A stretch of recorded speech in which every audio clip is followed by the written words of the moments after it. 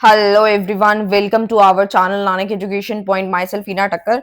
और आज जो है हम लोग स्टार्ट करने जा रहे हैं कंप्यूटर एप्लीकेशन एंड बिजनेस का गेस्ट पेपर डिस्कस करने जा रहे हैं। ये मोस्ट इम्पॉर्टेंट है और आप लोगों का 30 तारीख को एग्जाम है, यानी कि 30 जून को आपका एग्जाम होने जा रहा है इसका। वीडियो थोड़ा सा लेट है क्योंकि कुछ प्रॉब्लम्स हो गई थी जिसकी वजह से मैं वीडियो नहीं बना पा रही थी। ठीक है, तो अभी मैं ये बना रही हूँ और वन शॉट इसको कंप्लीट करूँगी, तो स्टार्ट करते हैं। अगर इसका पीडीएफ चाहिए आपको या फिर किसी भी अदर सब्जेक्ट का गेस्ट पेपर का या नोट्स का पीडीएफ चाहिए तो मिल जाएगा आपको। अभी ऑफर चल रहा है, सिर्फ और सिर्फ 3 जुलाई तक ये ऑफर वैलिड है, जिसमें आपको 99 रुपीज़ के अंदर आपको गेस्ट पेपर भी मिल रहा है और नोट्स भी मिल रहे हैं। लेकिन ये जो वैलिड है, मतलब आप सिर्फ 3 जुलाई तक ही जब लोगे तो ही ये ऑफर लगेगा। ठीक है, तो आप ले सकते हो, इट्स अप टू यू, बाकी आपकी इच्छा है। स्टार्ट करते हैं कंप्यूटर एप्लीकेशन इन बिजनेस का गेस्ट पेपर। तो सबसे पहले क्वेश्चन पे आते हैं। ठीक है, तो इसके अंदर ना सारे इंपॉर्टेंट क्वेश्चन ही हैं जो आपके एग्जाम में दिखेंगे, उसका सोल्यूशन है। ठीक है, तो बस मेन मेन ही है और मोस्ट इंपॉर्टेंट क्वेश्चन का वन शॉट समझो इसको। ठीक है, तो सबसे पहला क्वेश्चन क्या आता है, और बहुत सारे बच्चों को ये कंफ्यूजन होगी कि मैम अगर हम सेकेंड ईयर में तो क्या हम वीडियो देख सकते हैं, और क्या अगर हम फर्स्ट ईयर में तो देख सकते हैं। तो मैं एक बात बता दूं आपको, अगर आप बीकॉम एफ के स्टूडेंट हो तो भी सिलेबस सेम ही है आपका, और अगर आप लोग बीकॉम जी के सेकेंड ईयर में हो तो भी आपका सब्जेक्ट जो है सिलेबस सेम ही है। ठीक है, तो सबसे पहला क्वेश्चन आता है, what is computer network and explain it's type. Computer network होता क्या है? तो कंप्यूटर नेटवर्क की डेफिनेशन मैंने यहाँ लिखी हुई है, मतलब यहाँ पे मेंशन्ड है। A computer network is a collection of interconnected devices such as computer, servers, printer and other hardware that communicate with each other to share resources, exchange data and provide services. तो पहली बात तो मैं ये बता दूं कि जो मैं पढ़ा रही हूँ आपको, कंप्यूटर की काफ़ी सारी जो चीज़ें हैं वो एमएस वर्ड, एक्सेल, ये सारी चीज़ों के, पावर पॉइंट, इन सब के बारे में हम पढ़ने वाले हैं। तो मैं कोशिश करूँगी कि आपको अच्छे से समझाने की, बट स्टिल बहुत सारे बच्चे हैं जो कि ये ना सोचें कि मैम हम प्रैक्टिकल, आपने वीडियो नहीं बनाई, तो प्रैक्टिकली पॉसिबल नहीं है कि मैं एक-एक चीज़ के ऊपर प्रैक्टिकली करके फिर वीडियो बनाऊँ, क्योंकि अभी टाइम इतना नहीं है। बट स्टिल मैं आपको इस प्रकार से समझाऊँगी ताकि आप पेपर में बना के लिख कर आ सको, क्योंकि आपका पेपर थ्योरी का है, वहाँ पे आपको प्रैक्टिकली जो है वहाँ पे करके नहीं दिखाना। ठीक है, बट स्टिल आपको समझना है। तो कंप्यूटर नेटवर्क क्या बता रहा है कि एक कलेक्शन है। ठीक है, कंप्यूटर का नेटवर्क की बात हो रही है। कंप्यूटर आप लोगों को पता ही है। ठीक है, computer network is a collection of interconnected devices. काफी सारी डिवाइसेस इंटरकनेक्टेड का कलेक्शन है, जैसे कंप्यूटर है, सर्वर है, प्रिंटर है, अदर हार्डवेयर, जो कि कम्युनिकेट करती हैं आपस में एक दूसरे से। ठीक है, इससे होता क्या है, हम अपने रिसोर्सेस को शेयर कर पाते हैं, डेटा को एक्सचेंज कर पाते हैं, एंड अपनी सर्विसेज भी जो कंप्यूटर होता है वो देता है। ठीक है, तो आप अब ब्लूटूथ यूज करते हो, ठीक है, तो काफी सारी चीजें आप यूज करते हो, तो वो भी एक कंप्यूटर नेटवर्क का ही पार्ट है। ठीक है, तो अब बात ये आती है कि टाइप ऑफ कंप्यूटर नेटवर्क क्या रहेंगे। तो सबसे पहला आता है लोकल एरिया नेटवर्क। तो लोकल एरिया नेटवर्क बोलता है a LAN connects devices within a limited geographical area। मतलब ये ना सिर्फ लिमिटेड एरिया के लिए ही होता है। ठीक है, जैसे कि इंटरनेट से कुछ कनेक्ट करना है। ठीक है, तो लिमिटेड एरिया के लिए है। एक कंप्यूटर जो होता है उसको किसी अनदर के साथ कनेक्ट करना है, तो वो लोकल एरिया नेटवर्क में ही आता है। जैसे 1 किलोमीटर का दायरा है, 2 किलोमीटर का दायरा है, जिसमें ब्लूटूथ इसका एग्जाम्पल हो सकता है, जो कि जैसे कि सच एज यहाँ लिखा भी है, such age home, office, building. Next आता है wide area network. Wide area network में क्या होता है, इसका जो एरिया होता है कनेक्ट का वो काफी लार्ज में होता है, जैसे कि सच एज अ सिटी और a country, often using public और प्राइवेट टेलीकम्युनिकेशन नेटवर्क। जो हम एक दूसरे से कनेक्शन करते हैं, फोन पे बात हो गई, ठीक है, नेटवर्क्स होते हैं, तो ये क्या है, प्राइवेट पब्लिक दोनों आते हैं, क्योंकि इसका जो एरिया होता है काफी लार्ज होता है। जबकि लोकल एरिया में नाम से ही क्लियर, लोकल तो यानी वो लिमिटेड एरिया के लिए होता है, और वाइड नाम से ही क्लियर है, आप समझ सकते हो। अगर पेपर में भूल भी जाओ तो अभी आप बना के लिख सकते हो कि वाइड जो होता है वो लार्जर जोग्राफिकल एरिया के लिए ही है। नेक्स्ट आता है मेट्रोपॉलिटन एरिया नेटवर्क। ठीक है, a MAN connect device within a metropolitan area such as a city, town, typically using high speed connection. काफी हाई स्पीड कनेक्शंस के लिए कनेक्शन में लाता है, जैसे कि सिटी, टाउन, ये सब में आता है। और ये मैन जो है वो कनेक्ट करता है डिवाइस के साथ, जो कि जहाँ पे जो मेट्रोज वाले जो एरियाज है ना, वहां पे कनेक्ट करता है।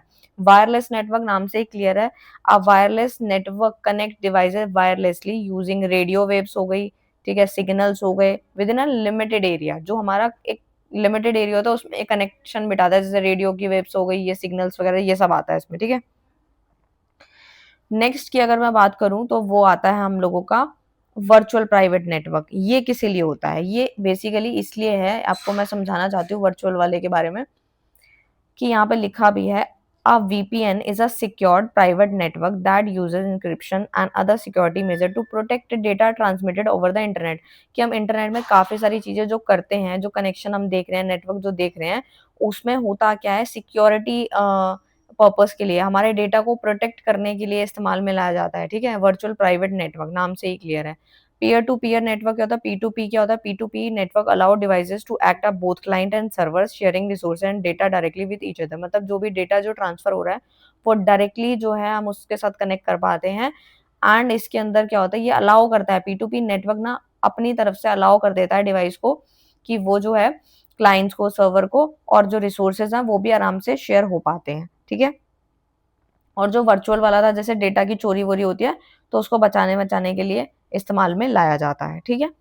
तो कंक्लूजन पे आते हैं, तो computer network enable communication data sharing. मतलब कंप्यूटर नेटवर्क क्या है, कम्युनिकेशन करता है, डेटा शेयरिंग होती है, रिसोर्स एलोकेशन बिटवीन डिवाइसेस, जो काफी सारी जो डिवाइसेस हैं उनका जो रिसोर्सेज जो होता है, संसाधन जो है उसको एलोकेट करता है, कम इन वेरियस फॉर्म, जैसे each suited to specific application and environment, understanding the different type of computer network.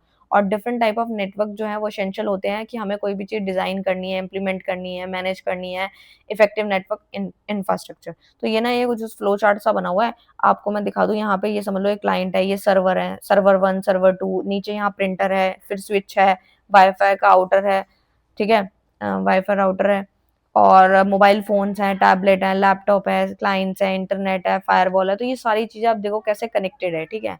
समझ रहे हो ना? तो वो चीज़ है। तो नेक्स्ट पे आता है right the difference between B2B and बी2सी। तो मैं कोशिश कर रही हूँ कि थोड़ा धीरे समझाऊँ, क्योंकि काफ़ी सारे बच्चे बोलते हैं मैम थोड़ा धीरे समझाओ और थोड़ा डिटेल में कराओ। तो मैं पूरी कोशिश कर रही हूँ जितना कि आपको डिटेल में, ज़्यादा डिटेल में मैं नहीं करा सकती। मतलब ये 3-4 घंटे की वीडियो बनाऊँगी तो फिर आप भी बोर हो जाओगे, ठीक है? तो बट स्टिल मैं जो है कोशिश कर रही हूँ कि जितना मुझे डीपली समझाना चाहिए मैं समझाऊँगी, ठीक है? तो बी2बी है एंड बी2सी है। बहुत सारे बच्चों ने पहले वाली वीडियो देखी होगी वन शॉट वाली, और उसमें काफ़ी सारे बच्चों ने बोला था कि मैम आपने बहुत शॉर्ट में कराया है। एक्चुअली कंप्यूटर मेरा सब्जेक्ट नहीं है, ठीक है? मेरे सब्जेक्ट जो है वो कॉमर्स के हैं, बट मैं आप लोगों के लिए ही वीडियो बना रही हूँ सो दैट आप लोगों के सारे पेपर हो जाएँ, ठीक है? और इनफैक्ट मैं मैथ्स के ऊपर बहुत जल्दी वीडियो लेकर आने वाली हूँ और उसके नोट्स रेडी हो गए हैं, क्योंकि मैथ्स का हमने अभी तक कोई वीडियो नहीं बनाया था और ना ही नोट्स रेडी हुए थे, स्टैटिस्टिक के रेडी थे। तो मैथ्स का भी हमने रेडी करवा दिया, नोट्स भी रेडी हैं, गेस्ट पेपर भी रेडी है। जिन बच्चों की बैक आई है वो ले सकते हैं, बिल्कुल ले सकते हैं, बहुत फ़ायदे की चीज़ है वो तो। और मैं जल्द उसके ऊपर कोशिश करूँगी कि मैं वीडियो बनाऊँ। बी2बी एंड बी2सी है, तो बी2बी में आता है हम business to business, and B two C में मतलब बिज़नेस टू कंज्यूमर। तो बी2बी में आता है मल्टीपल प्राइसेज़ हैं, हाइली वेरिएबल वॉल्यूम्स होते हैं, ठीक है? लॉट ऑफ कमिटमेंट्स होती हैं, टाइम कंज्यूमिंग होता है, मतलब बी2बी इस तरीके से काम करता है। और ये ना फ़ोकस करता है एक्सपर्टीज़ पे, और इसकी जो मार्केट जो होती है निच मार्केट होती है, मतलब डिसाइडेड होती है। तो बी2सी में क्या होता है, वन प्राइस फॉर ऑल, सबके लिए एक ही प्राइस है भाई, कितने भी लो यही प्राइस है, ₹10 तो ₹10, ₹20 तो ₹20। One person usually makes the decision, यानी एक ही पर्सन यहाँ डिसाइड करता है, डिसीजंस को लेता है। कमिटमेंट काफ़ी छोटी होती हैं, लिटिल होती हैं, जबकि बी2बी में कमिटमेंट काफ़ी लॉट में होती हैं, काफ़ी ज़्यादा होती हैं। और जो बी2सी होता है वो काफ़ी फास्ट होता है, और ये इमोशन पे वर्क करता है, क्योंकि कंज्यूमर आ गया ना, एंड इसकी मार्केट काफ़ी वाइडर होती है। नेक्स्ट पे आते हैं, what is the difference between graphical web browser and non graphical web browser, क्या होता है? तो ये समझते हैं। तो सबसे पहला आता है ग्राफिकल वेब ब्राउज़र। तो इसमें ये क्या है, पहले आप ये समझो वेब ब्राउज़र, ठीक है? दोनों ही वेब ब्राउज़र हैं, बस वो ग्राफिकल है और ये नॉन ग्राफिकल है। तो आप देखते होंगे कि जब भी आप सिस्टम ऑपरेट करते हैं, तो उसमें आप वेब ब्राउज़र्स जितने भी यूज़ करते हो, उसपे आपको क्या-क्या चीज़ें शो करती हैं। अगर मैं पहले की बात करूँ तो वो टेक्स्ट बेस्ड कंटेंट हुआ करता था, ठीक है? सिर्फ़ लिखा हुआ दिखाई देता था इस प्रकार से। लेकिन आजकल आप देखोगे एमएस वर्ड का इस्तेमाल करते हो, डिस्प्ले इमेजेस भी हैं, वीडियोज़ का भी इस्तेमाल कर पाते हो, अदर कोई मल्टीमीडिया कंटेंट भी आप देख पाते हो। तो आजकल जो चल रहा है वो ग्राफिकल वेब ब्राउज़र चल रहे हैं। एग्ज़ाम्पल्स के तौर पे मैं समझा देती हूँ। जैसे क्रोम आप यूज़ करते हो, सफारी, आप जिनके पास आईफ़ोन है, उनके वो क्रोम तो अलग से डाउनलोड कर लेते हैं, लेकिन उनके फ़ोन में ऑलरेडी इंस्टॉल जो होता है वो सफारी होता है, ठीक है? सफारी हो गया, फायरफॉक्स वगैरह जो आप सिस्टम में यूज़ कर पाते हो। तो ये तो एग्ज़ाम्पल किसके हैं? ये आपके जो एग्जाम्पल हैं वो आते हैं आपके ग्राफिकल वेब ब्राउजर के, ठीक है, कि आप उसमें डिस्प्ले इमेजेस हो गया, इमेजेस वगैरह की डिस्प्ले हो जाता है, वीडियोस हैं, अदर कोई मल्टीमीडिया कंटेंट भी आप डिस्प्ले कर सकते हो। जबकि नॉन ग्राफिकल में क्या होता है, display only text based content. आप क्या चीज उसमें देख पाते हो, सिर्फ और सिर्फ अपना टेक्स्ट बेस्ड कंटेंट ही देख पाते हो, किसमें नॉन ग्राफिकल, नाम से ही क्लियर है ये तो। यूजर इंटरफेस की बात करूँ तो typically feature a graphical user interface, GUI with buttons, ठीक है, मेन्यूज एंड आइकन्स, ये सारी चीजें आपको दिखाई देती है, मेन्यूज वगैरह, आइकन्स वगैरह दिखाई देते हैं।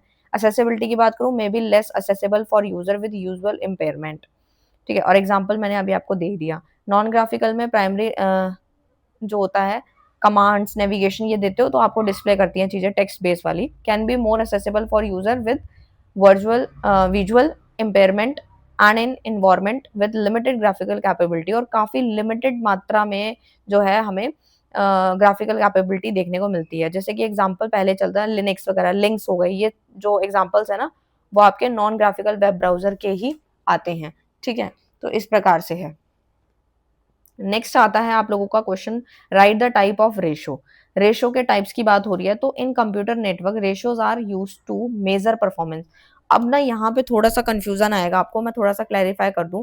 आप सोचोगे मैम रेशो तो हमने अकाउंटेंसी में पढ़ा था, फाइनेंशियल अकाउंटिंग में ना, और काफी सारे बच्चे 12th में भी पढ़ के आए होंगे, जैसे कि लिक्विडिटी रेशो, सॉल्वेंसी रेशो।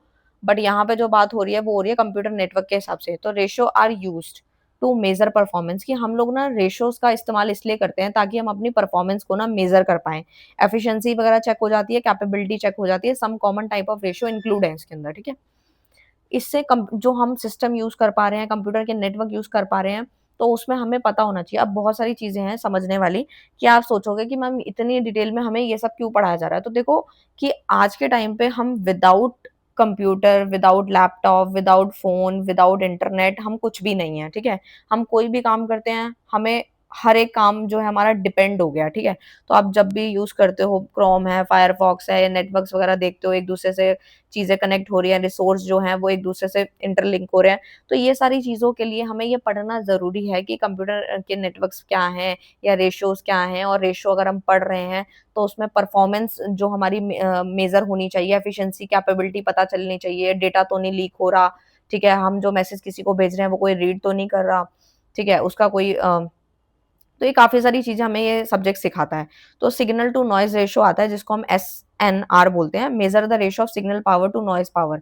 मतलब इसमें हम मेजर कर पाते हैं ratio of signal power to noise power, indicating the quality of signal. हम लोग इसमें इंडिकेट करते हैं सिग्नल की ना क्वालिटी वगैरह चेक करते हैं। बैंडविड्थ टू नॉइज रेशियो में क्या आता है, compare the bandwidth of a signal to noise power affecting data transmission rate. ये उसको इफेक्ट करता है, जैसे डेटा का ट्रांसमिशन रेट जो होता है उसको ये इफेक्ट करता है, ठीक है। पैकेट लॉस रेशियो है, थ्रोपुट रेशियो है, तो इस प्रकार से है। कंप्रेशन रेशियो है, तो ये क्या करता है, measure the reduction in data size after compression. Compression के बाद जो डेटा का साइज होता है ना, वो जब रिड्यूस हो जाता है तो उसको मेजर करने के लिए काम आता है ये। तो ये एफिशिएंसी वगैरह, एल्गो वगैरह को चेक करने के लिए इंडिकेट करता है। पैकेट लॉस रेशियो में होता है, major the ratio of loss packet of total packet transmitted indicating network reliability. मतलब बेसिकली ये समझो तो पैकेट लॉस रेशियो हमें बताता है, लॉस पैकेट के रेशियो को मेजर करता है, ठीक है, और इंडिकेट करता है नेटवर्क की रिलायबिलिटी। थ्रूपुट रेशियो में क्या था, compare the actual data transfer rate to the theoretical maximum bandwidth indicating network efficiency. मतलब ये ना नेटवर्क की जो एफिशिएंसी होती है, काम करने की जो क्षमता होती है ना, कितने किस लेवल पे है, तो वो ये चेक कर पाता है रेशियो, ठीक है। तो मैं कोशिश कर रही हूँ जितना मैं डिटेल में करा पा रही हूँ आपको। What is the difference between RDBMS and DBMS। तो DBMS की बात करूं तो ये होता क्या है, तो भाई डेटाबेस मैनेजमेंट सिस्टम होता है ये। और जो RDBMS जो है वो हमारा रिलेशनल डेटाबेस मैनेजमेंट सिस्टम, ठीक है। तो DBMS की बात करूं तो डेटा जो यहाँ पे होता है ना, डेटा ना काफी छोटी मात्रा में स्टोर किया जाता है, और जबकि जो RDBMS है उसमें डेटा हमारे लार्ज अमाउंट में जो है स्टोर किया जाता है। तो देखो DBMS में क्या होता है, data store as a file in hierarchical structural, क्योंकि एक इसका स्ट्रक्चर होता है। और इसके अंदर क्या होता है, आरडीबीएमएस में क्या होता है, data is store in a tabular form, ये ना टेबुलर फॉर्म में स्टोर किया जाता है, where column are attribute and row contain corresponding data. मतलब जहां पे टेबुलर फॉर्म आ जाता है वहां पे कॉलम और रो तो आएंगे, आपको पता ही है।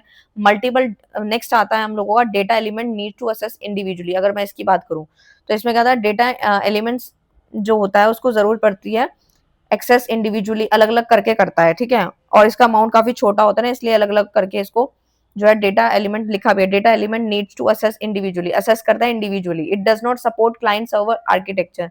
नॉर्मलाइजेशन इज नॉट प्रेजेंट, इसमें नॉर्मलाइजेशन प्रेजेंट नहीं होती। DBMS does not support distributed database भी नहीं होता इसमें। और ना नो रिलेशनशिप बिटवीन डेटा, और कोई रिलेशनशिप नहीं होता डेटा का आपस में, ठीक है।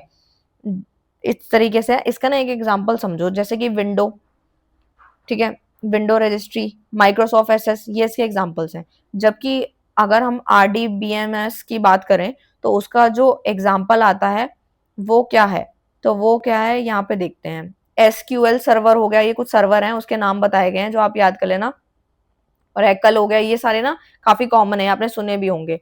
तो इसमें नॉर्मलाइजेशन प्रेजेंट होती है और ये ना हमारे डेटाबेस को काफी सपोर्ट करता है, क्योंकि ये लार्ज उसमें अमाउंट में स्टोर किया जाता है और टेबुलर फॉर्म में होता है। Data is store in the form of tables which are related to each other, वो ना आपस में रिलेट भी करते हैं, ठीक है। इस प्रकार से है।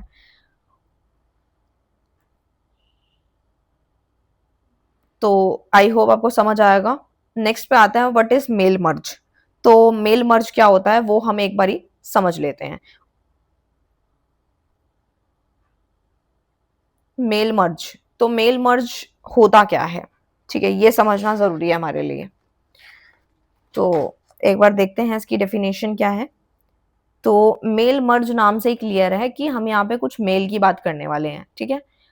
अब मैं ना एक छोटा सा एग्जांपल समझा देती हूँ पहले, फिर इसकी डेफिनेशन पढ़ूंगी, सो दैट आपको भी चीजें समझ में आए, ये ना लगे कि मैंने बस पढ़ दिया है जो लाइन यहाँ लिखी थी। क्योंकि कुछ बच्चे यहाँ पे ज्ञान देने के लिए आते हैं, मुझे पता है, जिनको कुछ पढ़ना पढ़ना नहीं होता, बस वो फालतू का ज्ञान लिखते हैं कि पढ़ा दिया है और समझ में नहीं आया। लेकिन काफी बच्चे अप्रिशिएट करते हैं, मोटिवेट करते हैं, उनको दिल से धन्यवाद। लेकिन कुछ हैं 1-2% जिनको पढ़ना वढ़ना कुछ नहीं है, सिर्फ फालतू की बातें बनानी है।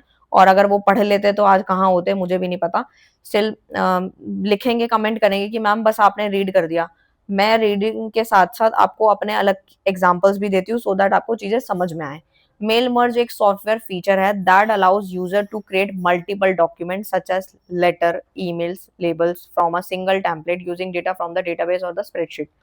अब आप इस प्रकार से समझो कि मान लो कि एक ऑर्गेनाइजेशन है, ठीक है, या फिर कोई कंपनी है। अब उनको कुछ अपना यहाँ पर 400 या 500 लोगों की जो है एक फंक्शन करना है जिसमें वो सारे एम्प्लॉयज को बुला रहे हैं।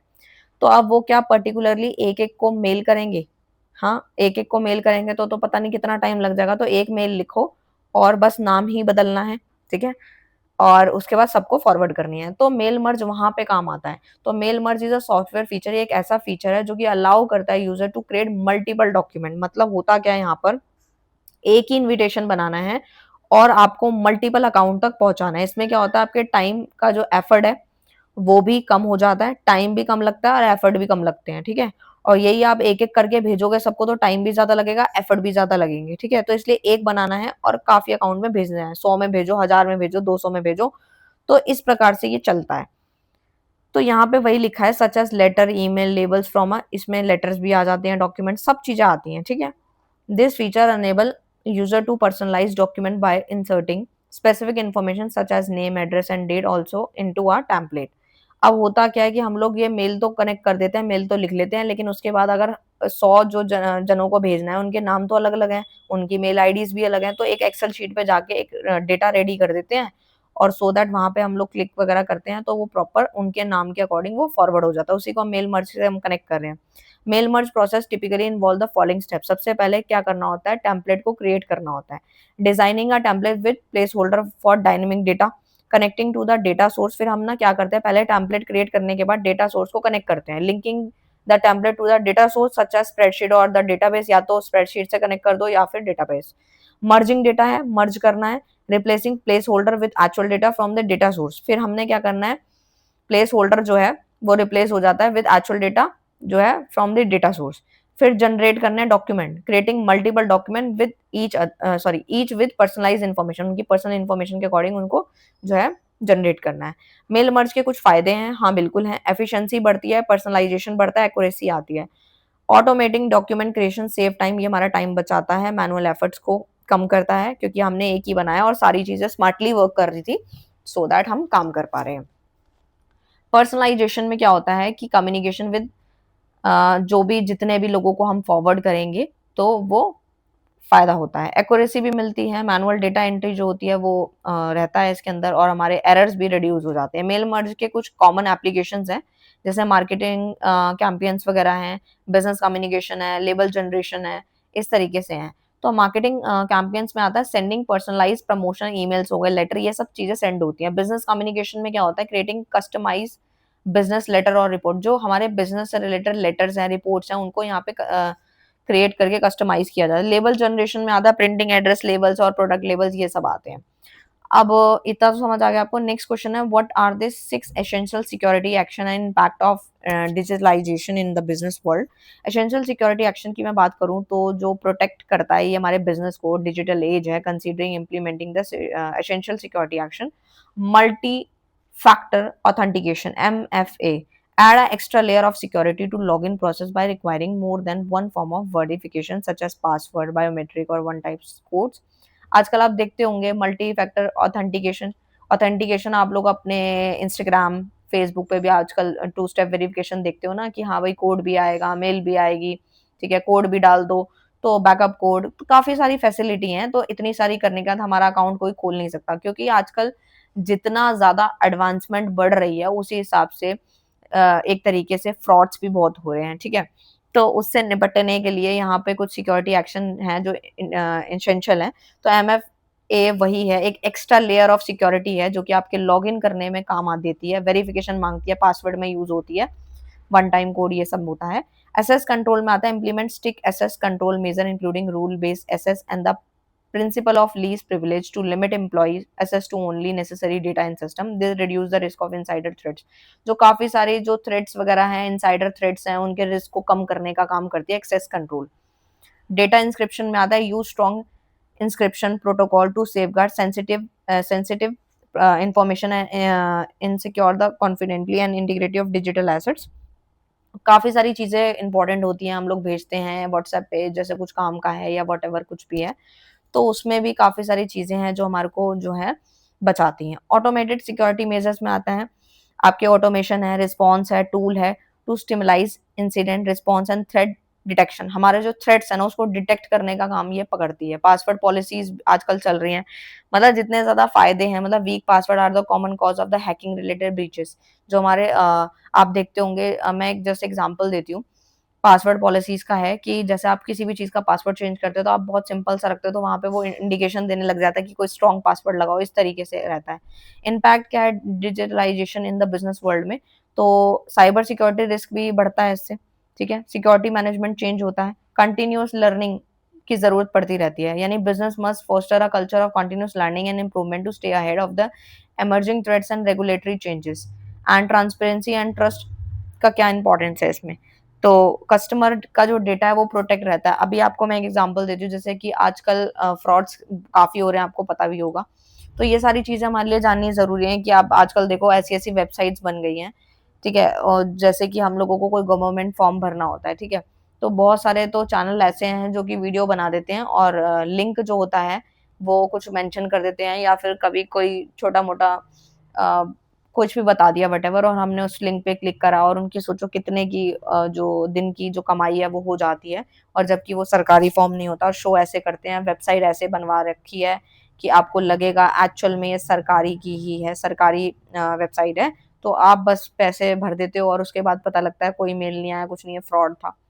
तो ऐसे काफी सारे धोखेधड़ी हो रहे हैं, जिसकी वजह से हमें इन सब चीजों की नॉलेज होना इंपॉर्टेंट है। एक्सप्लेन साइलेंट फीचर, यहाँ पे ना स्पेलिंग में एरर है, ये बनाते वक्त जो है गलतियां हुई हैं, ठीक है, तो मैं यहाँ करेक्ट कर रही हूँ, साइलेंट, ठीक है।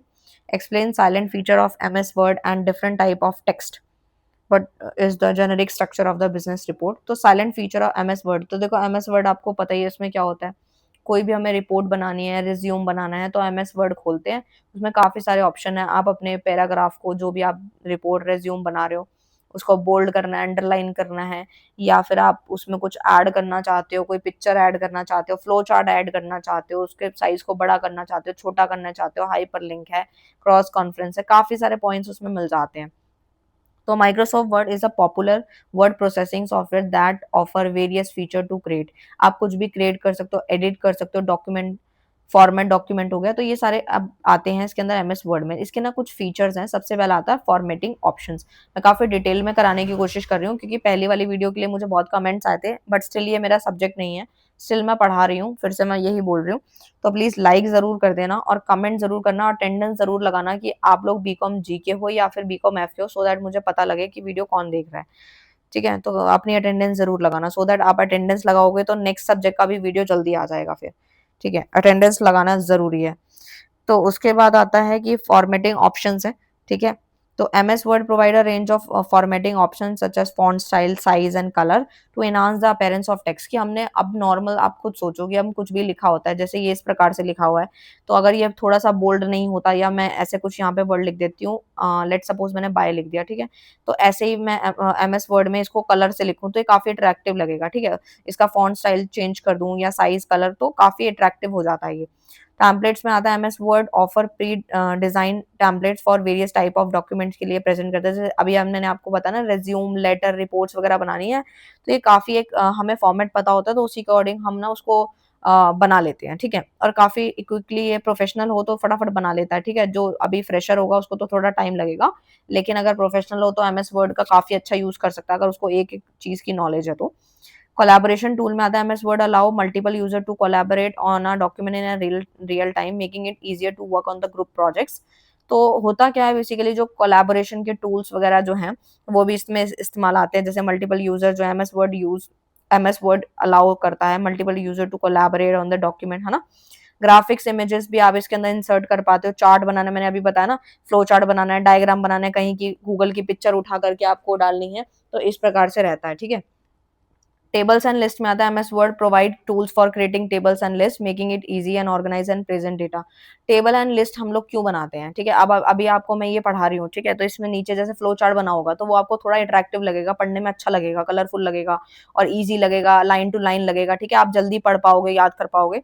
तो इसी प्रकार से टेबल एंड लिस्ट काफी इंपॉर्टेंट हो जाती है जब हमारे एमएस वर्ड में वो आ जाती है। इससे हम ना अपने डेटा को इजीली पढ़ पाते हैं, ऑर्गेनाइज कर पाते हैं और प्रेजेंट भी कर पाते हैं। टाइप ऑफ टेक्स्ट की बात करूँ, टेक्स्ट ना 3 तरह का होता है, नैरेटिव होता है, डिस्क्रिप्टिव होता है, एक्सप्लोरेटरी होता है। तो सबसे पहले बात करते हैं नैरेटिव की। तो मेरी थोड़ी-सी गला खराब है, तो प्लीज़ आप मैनेज करना, ठीक है? तो बोल-बोल के भी कुछ हो गया है। नैरेटिव टेक्स्ट की बात करूँ, text that tell a story, ठीक है? ये ना एक तरीके से जो बताता है, text that tell a story, है ना? रिकाउंट द इवेंट, यानी कि हमारा जो टेक्स्ट है उसके जो स्टोरी के बारे में बता रहा है। डिस्क्रिप्टिव नाम से क्लियर है, ये हमारा डिस्क्राइब कर रहा है, किसी पर्सन, प्लेस या थिंग के बारे में डिस्क्राइब करता है, उसी से रिलेटेड हम टेक्स्ट करते हैं। ठीक है, तो इस प्रकार से है, बाकी आप इसको रीड कर सकते हो। बिजनेस रिपोर्ट जो होती है typically follow from standard structure को फॉलो करती है। जैसे कि बिजनेस की रिपोर्ट वगैरह होती है, उसमें टाइटल पेज होता है, जैसे कि उसमें रिपोर्ट का टाइटल होता है, ऑथर का नेम, डेट आते हैं, उसके बाद आता है एग्जीक्यूटिव समरी, यानी कि आपकी जो ओवरव्यू होता है ना रिपोर्ट का, वो आता है। इंट्रोडक्शन आता है, जिसमें क्या पर्पस है, स्कोप क्या है, वो सब आता है। बॉडी में आता है कि फाइंडिंग, एनालिसिस, डिस्कशन क्या होगा, कंक्लूजंस क्या है इसके, यानी समरी टाइप। रिकमेंडेशन होता है, ठीक है, और रेफरेंस होते हैं इसमें। List the sources seated in the report, ये सारे पॉइंट्स इसमें आता है। डेटा, चार्ट, एक्स्ट्रा डॉक्यूमेंटेशन, वो भी इसमें इंक्लूड करता है। नेक्स्ट आता है explain the importance and various factor determining the effectiveness of business presentation and the type, different type of business presentation. तो नाम से ही समझ में आ रहा है, बिजनेस प्रेजेंटेशन एक तरीके का हमारे किसी भी आइडिया को कम्युनिकेट करना है, कोई स्ट्रैटेजी बन रही है उसको डिस्कस करना है अपनी ऑर्गेनाइजेशन के अंदर या फिर किसी बाहर स्टेक होल्डर के साथ, तो हम लोग बिजनेस प्रेजेंटेशन दिखाते हैं, जो कि काफी इंपॉर्टेंट है। और ना इसको समझना काफी आसान होता है अगर हम एक पूरे फॉर्मेट में लेकर आते हैं इसको। इससे हमारी डिसीजन मेकिंग इन्फ्लुएंस होती है एंड रिलेशनशिप भी बिल्ड होता है एंड ब्रांड की जो इमेज है वो भी इनहांस होती है। और क्या क्या फैक्टर हैं, तो उद्देश्य बिल्कुल क्लियर दिखाई देते हैं कि हमारा जो प्रेजेंटेशन पर्पस क्या है, डिजायर आउटकम क्या है, ऑडियंस कौन सी है, कौन सी ऑडियंस की जरूरत है, ये रिपोर्ट क्यों बनाई गई है, ठीक है। एंड लेवल ऑफ नॉलेज क्या है, कंटेंट की क्वालिटी कैसी है, एक्यूरेट है, ये रिलेवेंट एंगेजिंग किस प्रकार से है, विजुअल एड्स क्या उसमें ऐड है, मतलब हमने कुछ में स्लाइड ग्राफ चार्ट रिपोर्ट में क्या क्या ऐड किया है, मैसेज क्या है, डिलीवरी स्टाइल क्या है उसका, बिजनेस प्रेजेंटेशन क्या इस प्रकार से है।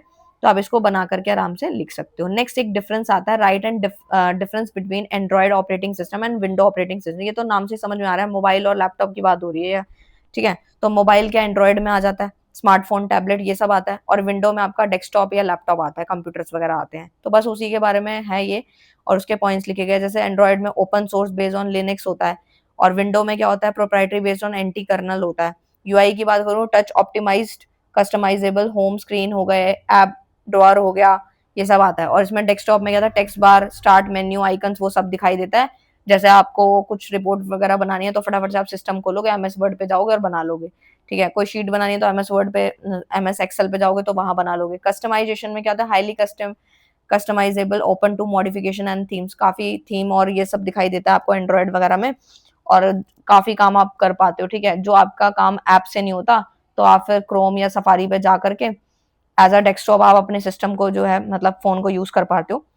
लिमिटेड कस्टमाइजेशन ऑप्शंस होते हैं हमारे किसके अंदर, विंडो के अंदर। गूगल प्ले स्टोर आप इसका एग्जांपल है, काफी अच्छा एग्जांपल है। मोबाइल एप्लीकेशन में गूगल प्ले कुछ भी डाउनलोड करना तो आप यहीं से करते हो। और यहाँ पे आता है माइक्रोसॉफ्ट स्टोर हो गया, डेस्कटॉप ऐप हो गया, ब्रॉडर ऐप अवेलेबिलिटी रहती है। और जो आपका ये क्या कहते हैं एंड्रॉयड है, वो आता है आपका डेवलप बाय गूगल है। डेवलप किसके द्वारा है, गूगल के द्वारा। और जबकि विंडो किसके द्वारा है, माइक्रोसॉफ्ट के द्वारा होता है, ठीक है। एक डिफरेंस आता है, नेक्स्ट आता है IMPS, NEFT एंड RTGS। इसका डिफरेंस एक बार देख लेते हैं। आईएमपीएस में क्या किसके द्वारा बिल्ड किया गया, build by the national payment corporation of India, NPCI के द्वारा ये बिल्ड किया गया था। एनएफटी क्या, owned by the reserve bank of India, ठीक है, किसके द्वारा चलाया जाता है, आरबीआई के द्वारा। और आरटीजीएस भी सेम है, आरबीआई के द्वारा ओन्ड होता है ये।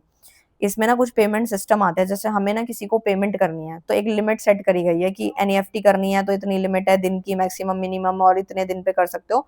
और सेम आरटीजीएस वैसे ही आईएमपीएस भी होता है। तो इस प्रकार से सेटलमेंट का प्रोसेस क्या है, रियल टाइम ट्रांसफर होता है। और इसमें क्या होता है कि settle in batches every 30 minute, और ना इसमें बैचेस वगैरह सेटल किए जाते हैं हर 30 मिनट के हिसाब से, 30 मिनट के हिसाब से एनईएफटी के अंदर। और आरटीजीएस में रियल टाइम ट्रांसफर होता है। सर्विस टाइमिंग की अगर बात करूं तो इसके अंदर क्या होता है, ये तीनों ही 24/7 वर्क करते हैं, 365 दिन साल के होते हैं। विदाउट लीव की बात करूं तो उसमें ये पूरा काम करता है, ठीक है। मतलब सर्विस की टाइमिंग इस प्रकार से है। मिनिमम ट्रांसफर की बात करूं तो आप 1 रुपया डाल सकते हो। आईएमपीएस में भी अगर आपको आईएमपीएस करना है तो आप 1 रुपया मिनिमम डाल सकते हो। एनईएफटी में भी 1 रुपये है। और आरटीजीएस में आपके मिनिमम 2 लाख है। मैक्सिमम की अगर बात करूं तो आईएमपीएस में 5 लाख पर डे, एक दिन में आप 5 लाख तक ही ट्रांसफर कर सकते हो अगर किसी को ट्रांसफर करना है। तो अगर आपको 5 लाख तक ट्रांसफर करना है एक दिन के अंदर तो आईएमपीएस कर दो तो वो पैसा पहुंच जाएगा। एनएफटी करोगे तो कोई लिमिट सेट नहीं है आरबीआई के द्वारा, आप कितना भी कर सकते हो। आरटीजीएस में क्या होता है, इसमें भी कोई लिमिट सेट नहीं है। ट्रांजेक्शन चार्जेस में आता है वेरीज अक्रॉस बैंक, ये बैंक के अकॉर्डिंगली चलता है, ठीक है, बैंक के अकॉर्डिंग है ये। Nil for online transaction, charges apply for branch transfer, जैसे हम कुछ ब्रांच की ट्रांसफर करते हैं उसके हिसाब से चार्जेस वगैरह भी लगते हैं किसके अंदर, एनईएफटी के अंदर। आरटीजीएस में क्या होता है, और nil for inward and online transfer, charges for outward transaction अब 5 लाख, जैसे आप 5 लाख से ज्यादा करोगे तो आपके चार्जेस लगने लग जाते हैं किसके अंदर, आरटीजीएस के अंदर।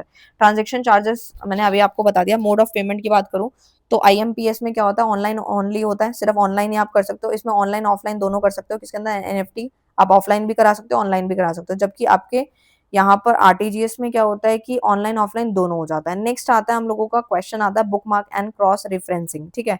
तो आप जैसे ही अपना एमएस वर्ड खोलते हो तो उसमें आपको 3 चीजें दिखाई देती हैं, 3 डब्बे बने हुए दिखाई देते हैं, जिसमें एक ऑप्शन आता है हाइपरलिंक का, एक आता है बुक मार्क का, एक आता है क्रॉस रेफरेंस का, ठीक है।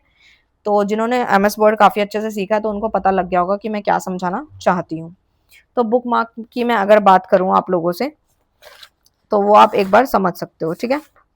तो बुक मार्क में मैं बात करूं तो इसमें होता क्या है, तो जैसे कि यहाँ पे लिखा भी है बुक मार्क में, मार्किंग अ स्पेसिफिक लोकेशन, आप ना एक स्पेसिफिक लोकेशन, इसका पर्पस क्या है कि आप यहाँ पे एक स्पेसिफिक लोकेशन को मार्क करते हो। और क्रॉस रेफरेंस में क्या होता है, लिंकिंग टू अनदर लोकेशन, कि आप एक चीज को या फिर आपने इस तरीके समझो एक हेडिंग को दूसरी हेडिंग से कनेक्ट करना है, या फिर कुछ लिंक करना है अनदर लोकेशन या डॉक्यूमेंट को, तो आप क्रॉस रेफरेंस का इस्तेमाल करते हो। और बुक मार्क के अंदर जो फंक्शनिंग होती है वो किस प्रकार से navigation with in a document होती है। इसके अंदर क्या होता है, क्रॉस रेफरेंस में क्या होता है, नेविगेशन बिटवीन डिफरेंट सेक्शंस या डॉक्यूमेंट होता है। ठीक है, तो यहाँ पर बात होती है विजुअल डिस्प्ले की। अगर मैं बात करूँ, often hidden but may be visible. वैसे तो हिडन होता है ये ज्यादातर तो बुकमार्क जो होता है, लेकिन कभी कभी विजिबल होता है ये। ठीक है, अभी मैं आप एग्जांपल दूंगी तब समझ में आएगा। तो क्रॉस रेफरेंस में आता है अपेयर्स एज अ लिंक। ये ना अपेयर होता है एज अ लिंक की तरह, जैसे कि आपने कुछ भी पैराग्राफ लिखा हुआ है, उसके कोई पैराग्राफ लिखा है, उसमें अगर आपको लेट सपोज आपको यूट्यूब से रिलेटेड कुछ जानना है उस पूरे पैराग्राफ के अंदर, तो आप क्या करोगे, उसको अंडरलाइन करोगे, मतलब अंडरलाइन द टेक्स्ट पे क्लिक करोगे तो एक अलग पेज पे वो आ जाएगा। ठीक है, तो उसी के बारे में जितनी इन्फॉर्मेशन रिलेटेड लिखी होगी यूट्यूब से वो आ जाएगी। डायनेमिक अपडेट में आता है do not change with the content change. ठीक है, और इसमें क्या होता है, may change dynamically to reflect changes in the referent content. ये चेंज हो जाता है, वो चेंज नहीं होता। तो आप कुछ इस प्रकार से इसको समझ सकते हो बुकमार्क को। ठीक है, जैसे आपको यहाँ पे जो भी आप सर्च करोगे ना, कोई भी लाइन सर्च करनी है, कोई पैराग्राफ है, तो आप सर्च करोगे विदाउट स्पेस। ठीक है, और जबकि आपकी क्रॉस रेफरेंस की बात करूं तो वो मैंने बता दिया कि एक हेडिंग को दूसरी हेडिंग से कनेक्ट करना है। ठीक है, दो जैसे 20-30 पेजों का कुछ है लिखा पड़ा, और उसमें से आपको कुछ चीजें छांटनी है, तो आप control plus alt plus one करोगे तो वो चीजें निकल के साइड हो जाएंगी। नेक्स्ट आता है active attack and passive attack होता क्या है। तो देखो भाई, पहले इसको समझने से पहले एक एग्जांपल समझो, सो दैट आपको चीजें आसानी से समझ में आएंगी। जैसे मान लो कि कोई यहाँ पर पर्सन है। ठीक है, अब मैं एग्जांपल देती हूँ। यहाँ पर मान लो कि यहाँ पे है राजू और यहाँ पे है मोनू। ठीक है, तो अब बात ये आती है कि जो राजू है उसने मैसेज भेजा मोनू को हाय का। ठीक है, अब ध्यान से समझना, हाय का मैसेज भेजा है। तो जब ये मैसेज भेजा गया था, तो जब मैसेज भेजा गया तो जो अटैकर था उसने इस मैसेज को पढ़ लिया और इस हाय को अपनी तरफ से चेंज करके बाय लिख के मोनू तक पहुंचा दिया। तो वो क्या है, एक्टिव अटैक है। कि अटैकर क्या करता है, उस जो भी मैसेज होता है उसको वो चेंज कर देता है। ठीक है, इस प्रकार से। और जबकि पैसिव अटैक में क्या होता है कि मैसेज को अटैकर सिर्फ और सिर्फ रीड करता है, ऑब्जर्व करता है, सुनता है, लेकिन उसमें कुछ चेंज नहीं करता। उसको हम पैसिव अटैक बोलते हैं। ठीक है, अब एक बार समझ लेते हैं एक्टिव अटैक क्या लिखा है। Attacker needs to have control media और नेटवर्क। उसके पास पूरा कंट्रोल रहता है एक्टिव में, क्योंकि अभी बताया ना उसने चेंज कर दिया, हाई का बाय लिख दिया। लेकिन पैसिव में मान लो कि राजू ने मैसेज भेजा था हाय का और मोनू के पास भी हाय गया और अटैकर ने भी हाय पढ़ा था, यानी कुछ चेंज नहीं है, सिर्फ उसने रीड करा, ऑब्जर्व करा, बस। तो वो पैसिव अटैक था। एक्टिव अटैक में क्या होता है, attacker it can be easily detected. ये ना इजिली डिटेक्ट हो जाता है। इट इफेक्ट द सिस्टम, और ये हमारे सिस्टम को भी इफेक्ट डालता है। ठीक है, इट इन्वॉल्व मॉडिफिकेशन, ये मॉडिफिकेशन कर लेता है। It does not check for loopholes और तो यहाँ पर जो है एक्टिव अटैक जो होता है basically, it is difficult to prevent network from active attack. ठीक है, तो यहाँ पर आ रहा है हम लोगों का, समझ गए हम लोग। और जबकि पैसिव में क्या होता है, ये इजिली डिटेक्ट नहीं होता। ठीक है, does not effect the system, ये हमारे सिस्टम को इफेक्ट भी नहीं करता। It scan the port and network in search for loop holes. ठीक है, passive attack can be prevented, ये ना प्रिवेंट किया जा सकता है। ठीक है, जैसे कि यहाँ पर आता है release of message content traffic analysis. तो आप ये सोचोगे कि मैम एक्टिव अटैक तो हमें समझ आ गया, पैसिव भी समझ आ गया, बट पैसिव अटैक का अटैकर को क्या फायदा, वो तो बस सिर्फ पढ़ रहा है ना, सुन रहा है। ठीक है, और ऑब्जर्व कर रहा है, बट कुछ चेंज नहीं कर पा रहा। बट देखो, इससे ये बेनिफिट हो सकता है इसको, अटैकर को, कि वो कोई भी जो हमारे प्राइवेट मैसेजेस होते हैं या कोई कॉन्फिडेंशियल चीजें होती हैं वो भी वो रीड कर पाता है। ठीक है, तो इस चीज का थोड़ा सा डर रहता है। नेक्स्ट आता है प्राइवेट की एंड पब्लिक की क्या होता है। तो इसको भी एक एग्जांपल से समझो तो आसानी से चीजें समझ में आएंगी। तो प्राइवेट की नाम से ही क्लियर होता होगा, जैसे कि इसमें क्या होता है, डेटा कोड। अब यहाँ पर होता है जैसे सेंडर और रिसीवर। ठीक है, यानी कि जो भी चीजें यहाँ हो रही हैं, ठीक है, तो यानी कि लिखा भी है the key is kept secret by two people, यानी कि ये प्राइवेट है, जो कि सीक्रेट है दो बंदों के बीच में। और पब्लिक की क्या है, अ की इज पब्लिकली अवेलेबल है, बिल्कुल पब्लिकली अवेलेबल है, while the other remain secret. और प्राइवेट में क्या होता है, one lost the file will become unusable, एक फाइल भी लॉस्ट हो जाती है, तो एक बार चीज खो गई तो चाबी खो गई, अगर समझ लो चाबी खो गई तो फाइल जो है एक तरीके का अनयूजेबल है, किसी काम की नहीं। It is commonly use to protect disk drive, और ये ना यूज कहाँ होता है, प्रोटेक्ट करता है हमारे डिस्क ड्राइव को, अदर कोई डेटा स्टोरेज डिवाइस को, उसको ये प्रोटेक्ट करने का काम करता है, प्राइवेट की। It is the form of symmetrical inscription, it is faster since only one one की इज नीडेड। ठीक है, तो नेक्स्ट आता है पब्लिक की। इसमें क्या होता है, there is no possibility of loss, इसमें कोई लॉस का चांस ही नहीं है, since one of the requirement is the public key, क्योंकि ये बिल्कुल खुली हुई चाबी है। ठीक है, it is commonly use to secure web section and emails, it is form of asymmetrical inscription, it is slower since two key are required, इसमें दो चाबियों की जरूरत पड़ती है, two keys are required, it is slower, ये काफी slow होती है। ठीक है, तो आपको इस प्रकार से इसको समझना है।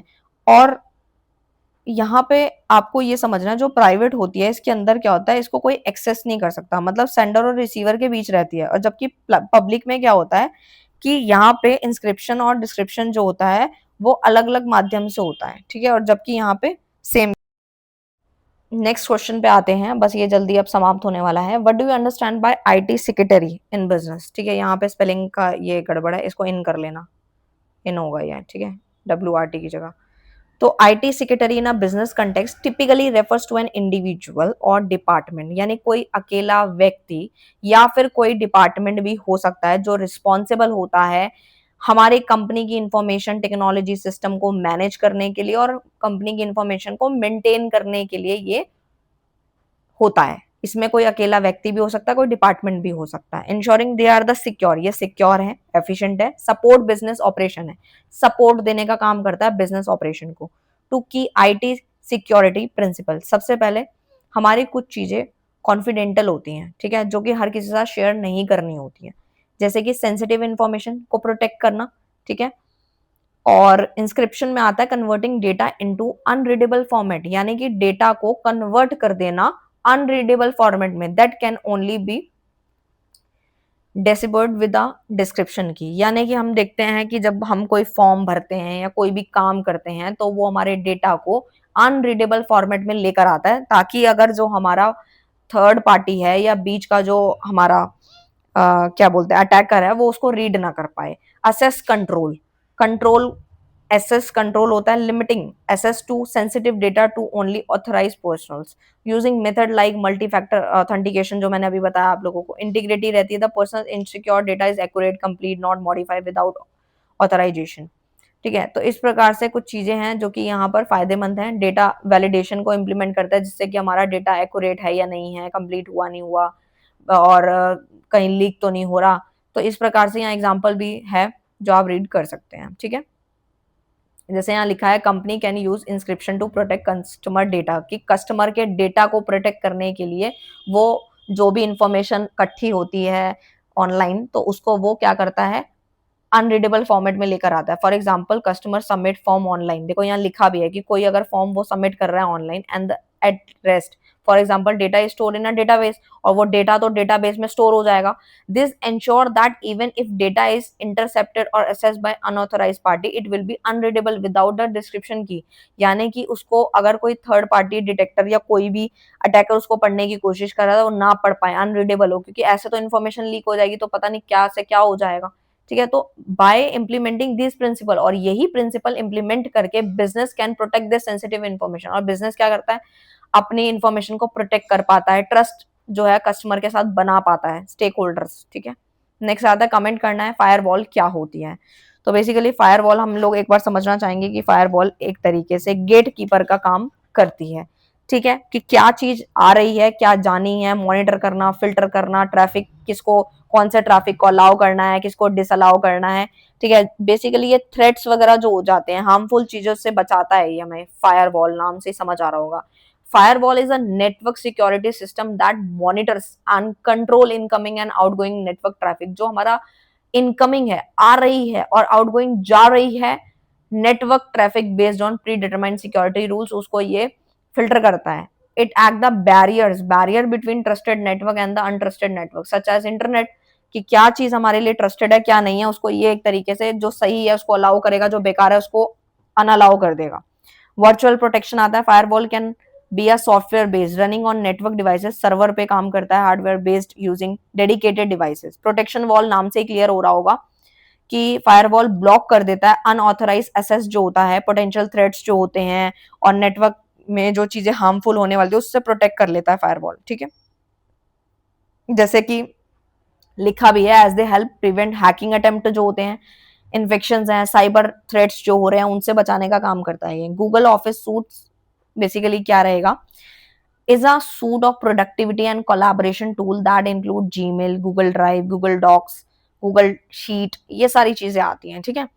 तो नाम से ही समझ आ रहा होगा गूगल ऑफिस सूट है ये, जिसमें सारे फंक्शंस आते हैं। गूगल डॉक्स हो गया, डॉक्यूमेंट्स हो गया, गूगल ड्राइव है, आपको कुछ भी चीज अपलोड करनी है, ठीक है, और आप चाहते हो कि दूसरे फोन में भी वो चीज शो हो जाए और काफी एमबी की है तो आप अपने गूगल ड्राइव पे डालते हो और वो फिर डाउनलोड कर लेते हो। जीमेल्स वगैरह आप यूज कर रहे हो, गूगल डॉक्स, गूगल शीट है, ये सब तो वो सब आता है। कोलैबोरेशन में आता है Google Workspace enable real time collaboration allowing team to work together as a document spreadsheet presentation. तो ये कोलैबोरेट कर पाता है, यानी कि स्प्रेडशीट वगैरह आप देखते हो, डॉक्यूमेंट्स।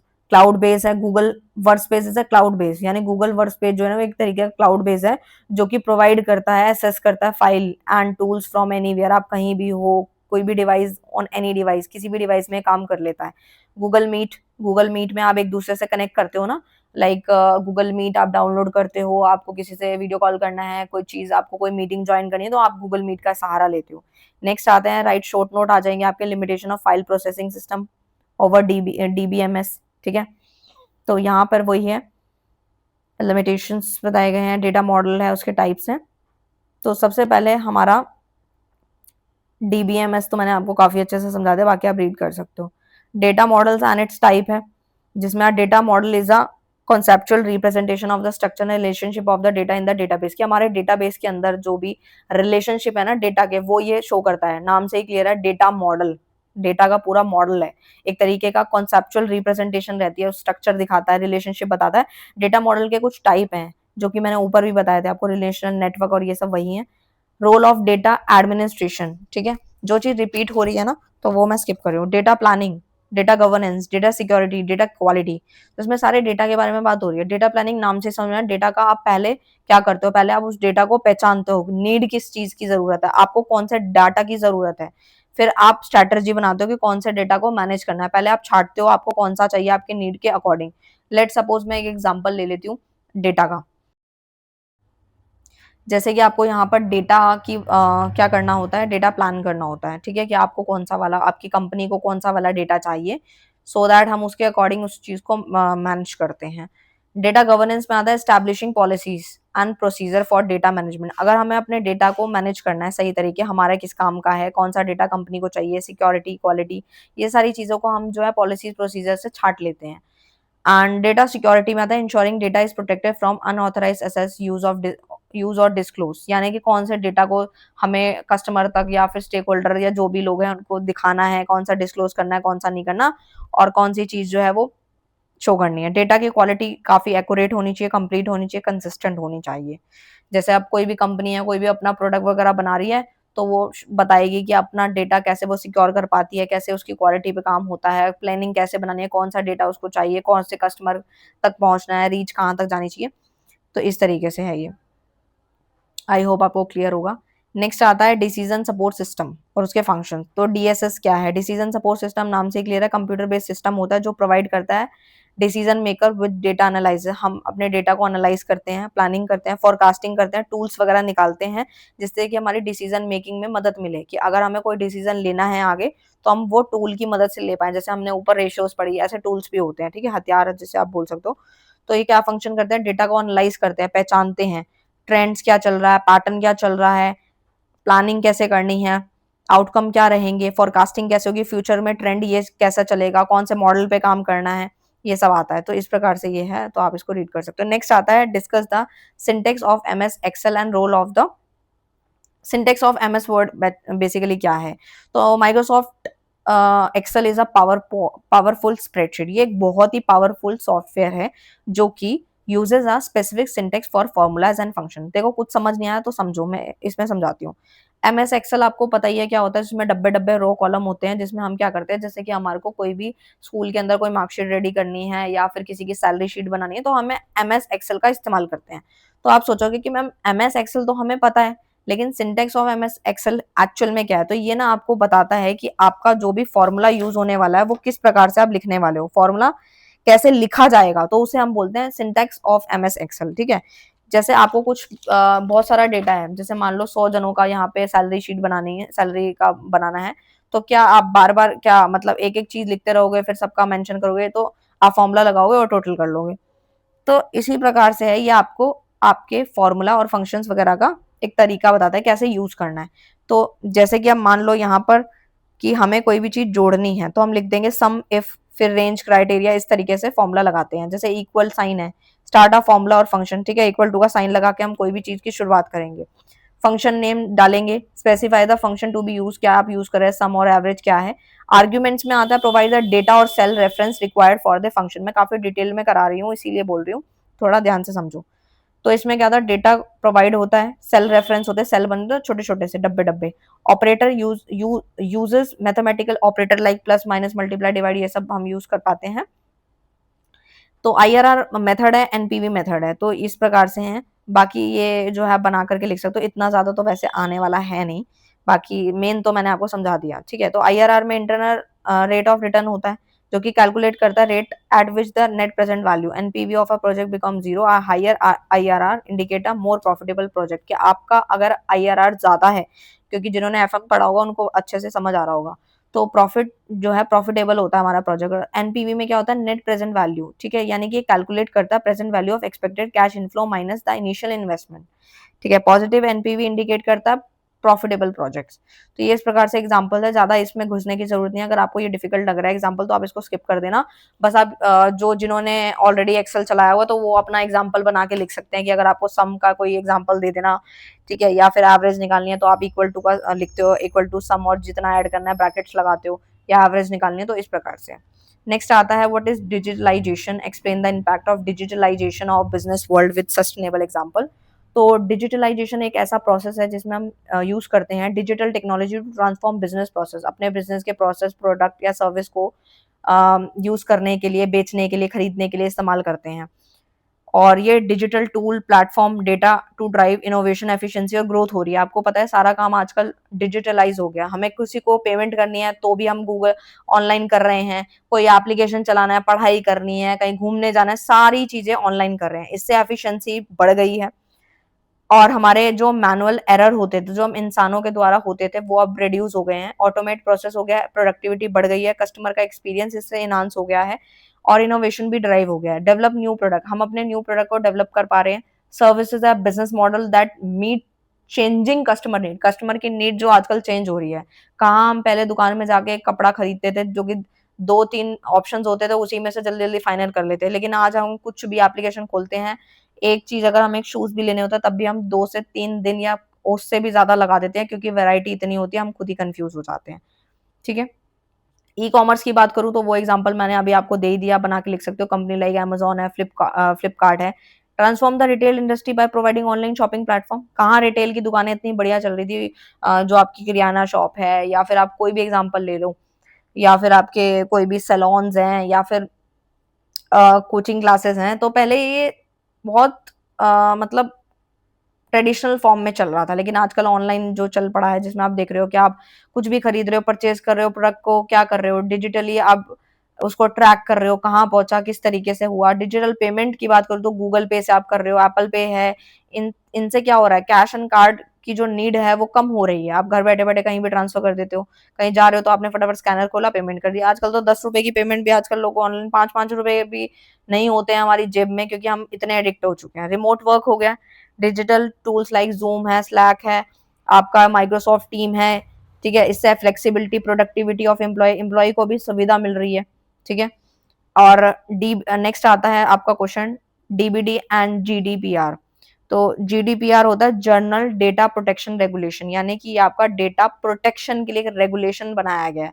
और डीपीडी होता है digital personal data protection act, ये एक डिजिटल पर्सनल डेटा है, ये पर्सनल है, और वो क्या है, डेटा प्रोटेक्शन रेगुलेशन है।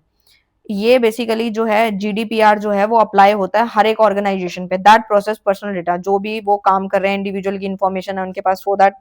एंड इसकी में क्या होता है, डीपीडी में क्या होता है, ये अप्लाई होता है ऑर्गेनाइजेशन पे, processing digital personal data of individual located in India, जो कि इंडिया के अंदर रह रहे हैं, regardless of the organisation location. Data का टाइप कैसा रहता है, इसमें क्या होता है, बोथ ऑनलाइन पर्सनल डेटा होता है, बोथ डिजिटल भी रहता है ऑफलाइन भी रहता है, जबकि इसमें क्या होता है, डीपीडी में क्या होता है, प्राइमरी फोकस जो होता है वो डिजिटल पर्सनल डेटा पे ही होता है। लॉफुल बेसिस की बात करें तो broad range of lawful basis including consent हो गया, कॉन्ट्रैक्ट हो गया, परफॉर्मेंस, कॉन्ट्रैक्ट की जो परफॉर्मेंस है किस प्रकार से चल रही है, तो ये रहता है। इसके अंदर ऑफर फ्यूअर इंडिविजुअल राइट होता है, primary lies on concept of data processing with limited expectation इसमें रहती है, ठीक है। बाकी इसमें काफी डिफरेंस है बड़ा, तो आप जो मेन मेन है बस वो पढ़ना। नेक्स्ट की बात करूँ तो वो आता है what do you understand by plastic money. Plastic money क्या है, जैसे आपको कोई भी पेमेंट करनी है कार्ड के द्वारा, made of plastic such as credit card, debit card, prepaid card, ये सारे आपके प्लास्टिक मनी में। तो समझ गए, क्रेडिट कार्ड आप शॉपिंग के लिए इस्तेमाल करते हो, डेबिट कार्ड ये सब चीजें इस्तेमाल में आती है। प्लास्टिक मनी का यहाँ पे कॉन्सेप्ट दिया गया है, the concept of plastic money originated जो हुआ था मिड 20th सेंचुरी में हुआ था। The first credit card dinar club was introduce in 1950 by Frank, ठीक है। तो इनके ये नाम दिए गए हैं, फ्रैंक हो गया, मेथी हो गया, इनके द्वारा। And this innovation pave the way to modern payment card ना। क्रेडिट कार्ड, डेबिट कार्ड आपको पता ही है, क्रेडिट कार्ड होता है जिसमें आप क्या करते हो, पेमेंट वगैरह जो आपके अकाउंट में नहीं होती लेकिन आपने शॉपिंग करनी है, आप अभी कर लिए, बाद में आप उसके पैसे पे कर सकते हो, ठीक है। एंड अगर ज़्यादा डिले करते हो तो फिर थोड़ा सा खर्चा और बढ़ जाता है, ठीक है, इंटरेस्ट वगैरह देना पड़ता है। डेबिट कार्ड तो आपके जो अकाउंट में खाते में पैसे हैं वही आपके डेबिट कार्ड में शो करते हैं। प्रीपेड कार्ड में क्या होता है, loaded with a specific amount of fund होता है which can be use for transaction, आप अपने ट्रांजेक्शन के लिए इस्तेमाल करते हो। प्लास्टिक मनी बिजनेस, ट्रेड और कॉमर्स तीनों में इस्तेमाल होती है। इसके न्यूमरस फायदे हैं, ठीक है, कैश इतना लेके चलने की जरूरत नहीं है, तुरंत कार्ड निकाला और पेमेंट कर दी। और अगर आज पैसे नहीं है तो बाद में कर दोगे, आज सामान खरीद लो बाद में पैसे दे देना, मतलब अपना पेमेंट कर देना क्रेडिट कार्ड की, ठीक है। तो इस प्रकार से है। और नेक्स्ट पे आते हैं आप लोगों का, what is the utility of the following Microsoft Excel. Excel में ऑलरेडी आपको बता दिया, तो वही सारे पॉइंट्स आप बना के लिख सकते हो, ठीक है। नेक्स्ट पे आ जाते हैं, यहाँ पर जो आता है वो आता है आपका comment on the following statement. Payroll refers to the amount paid by the organisation, ठीक है। पेरोल क्या है, payroll refers to the total amount of compensation paid by organisation to its employee in exchange for the service, यानी अगर उन्होंने service वगैरह ली है तो पेरोल क्या करता है, पेरोल में आता है total amount of compensation paid, कि टोटल अमाउंट जितना भी टोटल अमाउंट जो है वो कंपनसेशन जो दिया जाता है पेड बाय द ऑर्गेनाइजेशन ने जो एम्प्लॉय को दिया है ना, वो पेरोल में आता है, ठीक है, कि उसने सर्विस ली और ये दे दिया। इसमें सैलरी वेजेस आती हैं, रेगुलर पेमेंट जो एम्प्लॉय को मिलती है उसके काम के बदले, बेनिफिट, अदर बेनिफिट भी मिलते हैं, जैसे एमएनसीज में आपने देखा होगा हेल्थ इंश्योरेंस, रिटायरमेंट के प्लान है, ये सब चीजें मिलती हैं ताकि जो है उसको फायदा बना रहे, ठीक है। और डोमेस्टिक में नहीं होता, ये एमएनसीज में होता है, ठीक है, अच्छी अच्छी कंपनीज में ये बेनिफिट्स मिलते हैं। टैक्सेस एंड डिडक्शन की बात करूँ तो टैक्स वगैरह तो आपको पता ही है, देना पड़ेगा, डिडक्शन तो होएगी।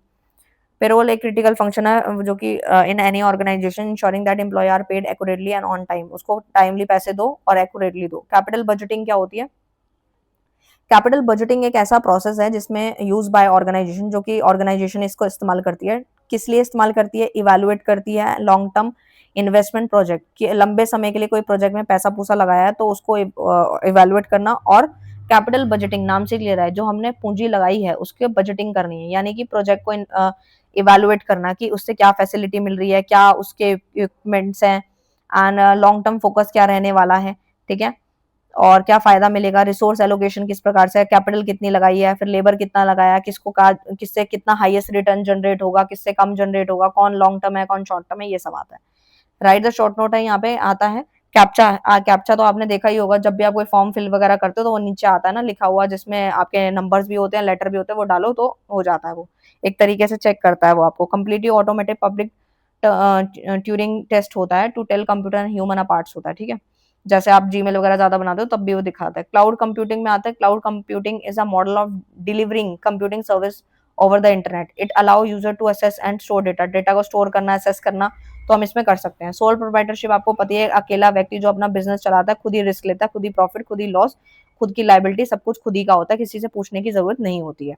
एंटरप्राइज रिसोर्स प्लानिंग में क्या होता है, ये एक सॉफ्टवेयर सिस्टम है जो कि इंटीग्रेट करता है वेरियस बिजनेस फंक्शन, काफी सारे बिजनेस के फंक्शन करता है, जैसे फाइनेंस है, ह्यूमन रिसोर्स है, सप्लाई चेन है, कस्टमर रिलेशनशिप को मैनेज करने का सारा काम ये करता है। Step two, prepare presentation to project in PowerPoint. PowerPoint के अंदर अगर हमें कोई भी प्रोजेक्ट को प्रेजेंट करना है तो किस प्रकार से करेंगे हम? सबसे पहले तो हम क्या करते हैं, डिफाइन देते हैं प्रेजेंटेशन पर्पस, हमारा पर्पस क्या है, हमारी ऑडियंस क्या है, फिर हम कंटेंट एंड स्ट्रक्चर का प्लान बनाते हैं, फिर उसको उसकी स्लाइड्स को डिजाइन देते हैं, क्रिएट करते हैं, बनाते हैं, फिर उसमें कोई इमेज चार्ट वगैरह ऐड करते हैं। पीपीटी आप समझो, आप इसको इस प्रकार से समझो कि पीपीटी बनानी है, कोई प्रेजेंटेशन देनी है तो किस प्रकार से करना है, तो आप वो बना के पेपर में लिख के आना। फिर आप ट्रांजिशन वगैरह इस्तेमाल करते हो, एनिमेशन लाते हो, जैसे उसमें कोई साउंड डालना है या फिर स्लाइड किस टाइप से आएगी, तो वो सब आप बना के लिख सकते हो। गूगल ड्राइव क्या है? गूगल ड्राइव आपको पता ही है, मैंने समझाया था ऊपर भी आपको। गूगल सूट क्या है ये भी बताया था ऊपर।